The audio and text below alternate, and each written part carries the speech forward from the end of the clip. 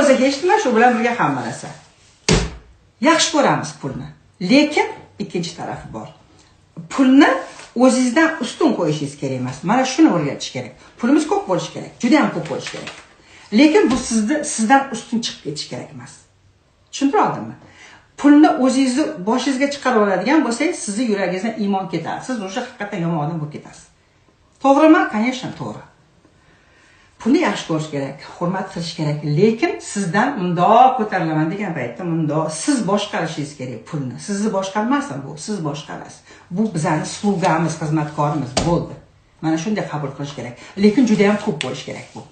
Bizga prosta mana bu kichkina paytimizdan bilasizmi, eski odammiz-ku. Biz kichkina paytimizdan bizga o'rgatgan. Mana shu multfilmlar ko'rsatardi, Aldar Ko'sti, yana kim bor edi? Afandi. Mana shu ana laylak tashab ketardi, bitta tarvuz tashab ketardi, o'shani eksa keyin bitta ichidan oltin chiqardi. Shu multfilmlar, помните? Shu multfilmlarda boy odamni jahldor qilib ko'rsatib qo'yadi. Qorni mana shunaqa, qo'llarida perstin taqib olgan. Boy u yomon degan obrazni biz multfilm orqali boylar yomon ekan, ular harom yo'l bilan pul topar ekan, bular yomon ekan deymiz. Kambag'allik shunday zo'r qilib qo'yadi-da, ana multfilmda ko'rib shunday bir kambag'al bo'lgim kelib ketadi. Men shunday kambag'allik yaxshiroq ko'rib ketardim multfilmda kambag'allik ko'rib. Voy namicha zo'r otaxon deyman-da, mani fleshkamga yoziladi keyin.